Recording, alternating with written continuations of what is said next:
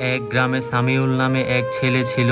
সে খুব শান্ত স্বভাবের, কিন্তু একটা সমস্যা ছিল, কখনো ভুল করলে সত্য স্বীকার করতো না। একদিন সে খেলতে খেলতে তার বাবার প্রিয় কলমটি ভেঙে ফেলল। কলমটি ছিল বাবার একটি স্মৃতি, তাই সবাই খুঁজে দেখছিল কে ভেঙেছে। সামিউল খুব ভয় পেয়ে চুপ করে রইল। রাতে সে ঘুমাতে পারছিল না, মনে হচ্ছিল সবাইকে ঠকিয়ে সে বড় ভুল করেছে। শেষ পর্যন্ত ভোরে উঠে বাবার কাছে গিয়ে বলল, বাবা, কলমটা আমি ভেঙে ফেলেছি, আমি খুব দুঃখিত।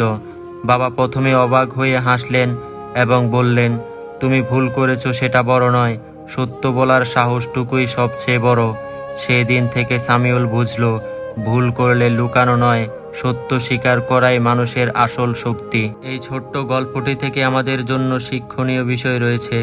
সেটি হচ্ছে, সত্য সব সময় মানুষকে সম্মান এনে দেয়, আর মিথ্যা একদিন না একদিন ধরা পড়ে যায়। এরকম আরও শিক্ষণীয় ভিডিও পেতে আমাদের চ্যানেলটি সাবস্ক্রাইব করে পাশে থাকবেন। ধন্যবাদ সবাইকে।